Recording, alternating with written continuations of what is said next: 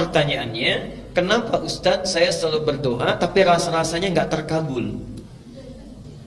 Kenapa saya selalu meminta tapi kok ditundanya begitu lama?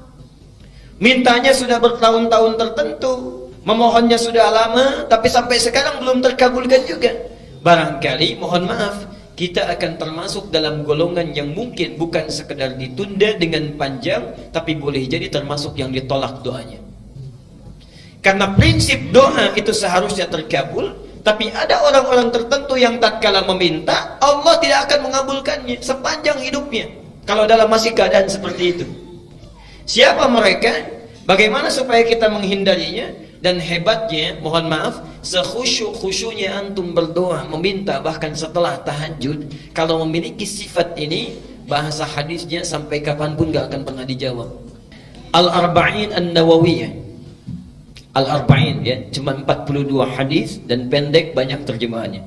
Al-Arba'in An-Nawawiyah nomor ke-10, hadisnya nomor 10.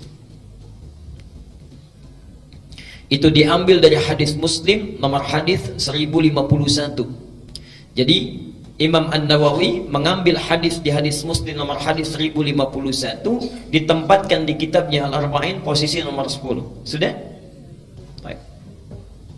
Yang kedua, masih tadi Al-Baqarah 186. Quran surah 2 Al-Baqarah 186. Kemudian Al-Isra surah 17, Al-Isra surah 17 ayat 110, ayat 110. Kemudian Adz-Dzariyat, Adz-Dzariyat ini contohnya surah 51 ayat 55 sampai dengan 60 terakhirnya, 55 sampai dengan 60.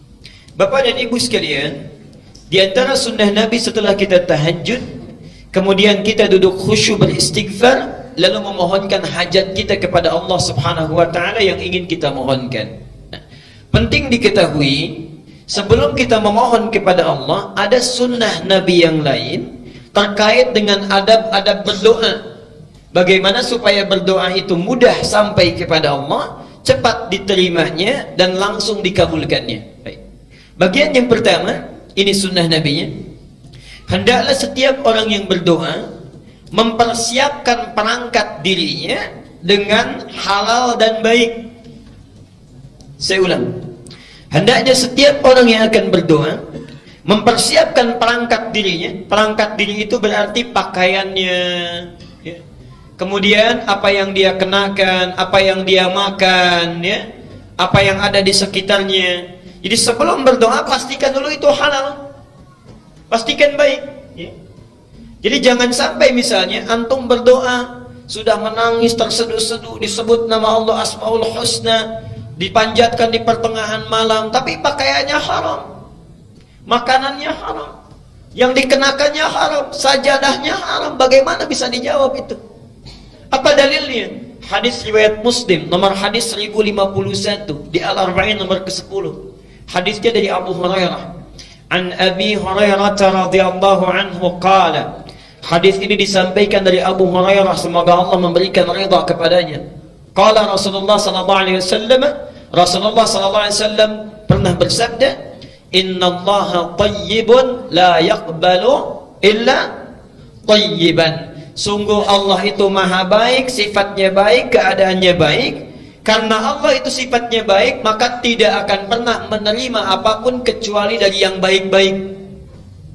Jadi ingat, doa itu sangat suci, akan berlabuh di tempat yang suci. Allah yang maha suci tidak akan menerima doa itu yang berasal dari yang tidak suci. Jadi sebelum antum berdoa, sucikan dulu diri kita, sucikan perangkat kita, apa yang kita kenakan, apa yang kita gunakan. Kemudian Nabi menyampaikan, wa innallaha amara al-mu'minina bima amara bihil mursalin, dan Allah memerintahkan kepada orang-orang yang beriman dalam hal berdoa seperti perintahnya kepada para rasul yang diutus. Kenapa doa disandingkan dengan iman? Ingin menunjukkan pesan bahwa satu, hanya orang yang punya keimanan yang kuat yang mau khusyuk berdoa kepada Allah. Artinya kalau antum dalam hidup tidak pernah berdoa, ada sesuatu yang salah dalam imannya. Dan yang terakhir, perhatikan, setelah membacakan 2 ayat Quran, ada yang menarik. Thumma dzakara rajula, kemudian mengisahkan tentang kisah seorang laki-laki. Yutilus safar, dia menempuh perjalanan yang panjang. Di antara syarat diijabah doa dengan cepat, orang yang dalam keadaan safar. Karena itu saya sangat mohon sebesar-besarnya, kalau ada orang yang sedang safar, awas beda ya, antara safar dengan zahab itu lain. Kalau zahab itu perjalanan kurang lebih di bawah 82 km, itu zahab. Tapi kalau lewat dari situ, apalagi panjang sekali, sudah zona waktunya berubah, itu disebut dengan safar. Safar, orangnya disebut dengan musafir. Nah, kalau orang sudah musafir, sudah safar, berlaku beberapa ketentuan hukum. 1, boleh dia menjamak, bahkan boleh dia qasar. Lihat An-Nisa misalnya di ayat 101 disebutkan di sana, wa idza darabtum fil ardi falaysa 'alaikum junahun an taqsuru minas shalah. Kalau Anda bepergian di muka bumi dengan jarak yang cukup jauh, tidak ada dosa kalau ingin mengqasar salat. Yang kedua, ini yang paling hebat, dan ini yang harus betul-betul kita renungkan dan praktekkan.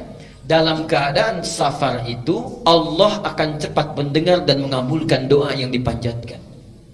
Tapi ada satu perjalanan hebat yang bukan safar, ya, walaupun dekat, tapi kalau kita berdoa, saat itu dikabulkan doanya oleh Allah Subhanahu wa Ta'ala. Itulah perjalanan orang yang menuntut ilmu. Jadi saat Bapak Ibu berangkat dari rumahnya sampai ke majelis ilmu, sampai kembali lagi, itu subhanallah, malaikat sedang menanti kita mau minta apa itu sama Allah. Saat kita meminta, malaikat mengaminkannya. Hadisnya sahih di 3 hadis utama. Hadis Muslim nomor hadis 1389, At-Tirmidzi nomor hadis 2682, Ibnu Majah nomor hadis 219. 3 syarat doa mestinya terkabul dengan cepat.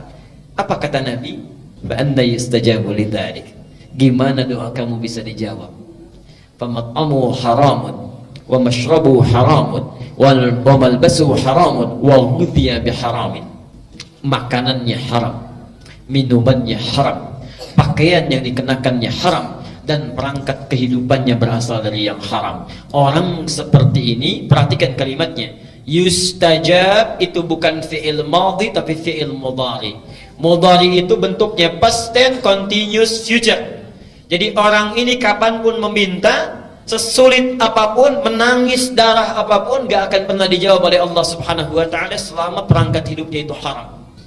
Karena itu bertakwalah kepada Allah. Kita berhenti dulu di bagian yang pertama ini. Jadi kalau antum ingin segera dikabulkan doa oleh Allah, maka coba lihat diri kita sebelum berdoa. Ada yang haram tinggalkan, yang kurang perbaiki, yang sudah bagus pertahankan dalam kehidupan.